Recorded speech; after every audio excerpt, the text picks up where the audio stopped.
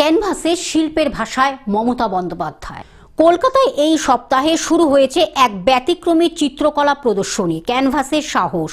এই প্রদর্শনীতে ক্যানভাসে ধরা পড়েছে মমতা ব্যানার্জি, পশ্চিমবঙ্গের মাননীয় মুখ্যমন্ত্রীর নানান মেজাজ, আবেগ ও অভিব্যক্তির শিল্পরূপ।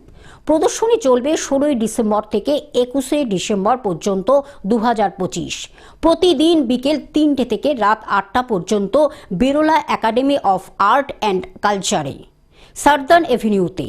সৃজনশীলতার দৃষ্টিতে নেতৃত্বকে শ্রদ্ধা জানাতে পরিকল্পিত এই প্রদর্শনী ক্যানভাসের সাহস এ উপস্থাপিত ছবিগুলি প্রচলিত প্রতিকৃতির সীমা ছাড়িয়ে যায়।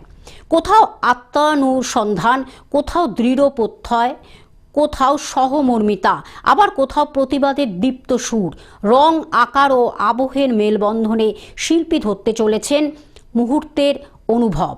এর ফলে গড়ে উঠেছে এক স্তরবহুল বর্ণনা, যা কেবল একটি রাজনৈতিক পরিচয় নয়, বরং আবেগ, বিশ্বাস ও সাংস্কৃতিক সংবেদনশীলতায় গঠিত এক ব্যক্তিত্বকে তুলে ধরা।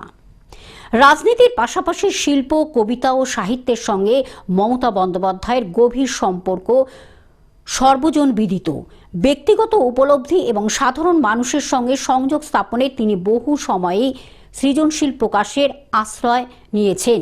এই প্রদর্শনী সেই দিকটিকেই সামনে আনে, যেখানে শাসন ব্যবস্থা, সংস্কৃতি এবং এক নীরব অথচ গভীর যোগসূত্র স্পষ্ট হয়ে ওঠে এবং শিল্প জনজীবনকে আরও মানবিক করে তোলে।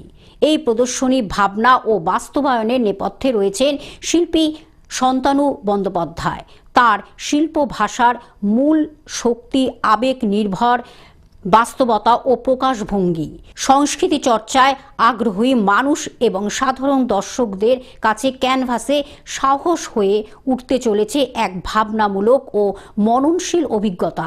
6 দিনের এই প্রদর্শনীতে শিল্প, নেতৃত্ব ও পরিচয়ের এক অনন্য সংলাপের সাক্ষী থাকবে শহর। কলকাতা থেকে অনির্বাণ দত্তের রিপোর্ট, গ্লোব নিউজ। এখন থেকে গ্লোব টিভি দেখুন আপনার স্মার্টফোনেও। গুগল প্লে স্টোর অথবা অ্যাপল স্টোর থেকে ডাউনলোড করুন গ্লোব টিভি লাইভ অ্যাপ। এছাড়া জিও টিভি অ্যাপ থেকে দেখুন গ্লোব টিভি লাইভ।